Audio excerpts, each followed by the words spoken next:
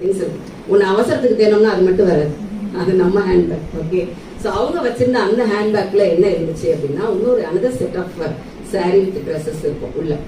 எதுக்கு அப்படின்னு பார்த்தீங்கன்னா அந்த காலத்தில் பெண்களை எல்லாம் இந்த பெண்களை பூட்டி வைப்போம் அப்படின்னு சொல்லி ஒரு பாட்டு இப்போ தானே சொன்னாங்க இல்லையா.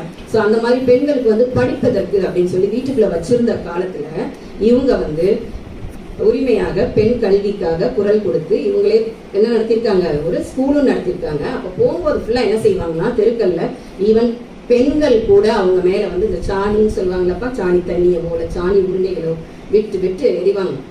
அப்போ அவங்க அதை போய் ஸ்கூல்ல போய் அங்கே போய் ஒரு பாத்ரூம்ல மறுபடியும் அவங்களுடைய ட்ரெஸ் சேஞ்ச் பண்ணிட்டு மறுபடியும் பிள்ளைங்களுக்கு ஸ்கூல்ல வந்து கிளாஸ் எல்லாம் எடுத்து முடிச்சு திரும்ப வீட்டுக்கு வரும்போது மறுபடியும் அதே மாதிரி தான் அவங்களுக்கு அபிஷேகம் நடக்கும். அதையும் தாங்கி கொண்டு இதே மாதிரி தான் அவங்க வந்து ஆரம்பத்தில் என்ன செஞ்சிருக்காங்க, பூனால இப்படி வந்து கல்வியை வந்து வளர்த்துருக்காங்க. ஸோ இப்படியும் ஆசிரியர்கள் இருந்திருக்காங்க. அவங்களெல்லாம் நம்ம வந்து கண்டிப்பாக மகளிர் தினத்தன்னைக்கு நினைவு கொள்ளணும். இது வந்து சாவித்ரி பாய் பூலே.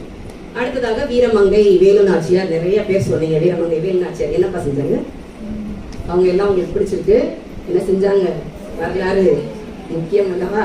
மறுபடியும் அதாவது அந்த காலத்துல பாத்தீங்கன்னா தென் மாவட்டத்துல 2 கிளைகளாக தான் பிரிஞ்சிருந்தது, ஒன்னு சிவகங்கை, இன்னொன்னு ராமநாதபுரம்.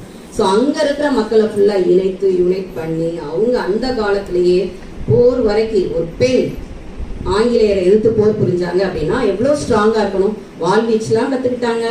இதை விட அவங்களுக்கு 5 லாங்குவேஜஸ் தெரியும். அந்த காலத்துல எத்தனை மொழிகள் கத்துருக்காங்க பாருங்க, 5 மொழிகள். இந்த காலத்துல நம்ம அடுத்த ஒரு மொழி, அதுவும் நம்ம தேசிய மொழி கத்துக்கங்கப்பா அப்படின்னா அது ஹிந்தி தெரியாது போட அப்படிங்கிறீங்க தானே.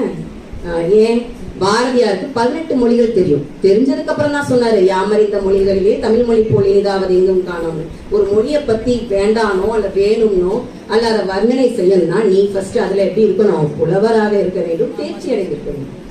ஒண்ணுமே படிக்காமே எனக்கு இந்த லாங்குவேஜ் வேணாம் நீ ஒரு முடிவுக்கு வர முடியுமா, முடியாது. அப்ப அந்த காலத்திலேயே வேலு நாச்சியாருக்கு 5 மொழிகள் தெரியும். இங்க இருக்கிற எத்தனை பேருக்கு அட்லீஸ்ட் 4 மொழிகள் தெரியும்? Really I appreciate you. 4 languages. 1 2 ma'am, 2 3 4 4 language. 5 language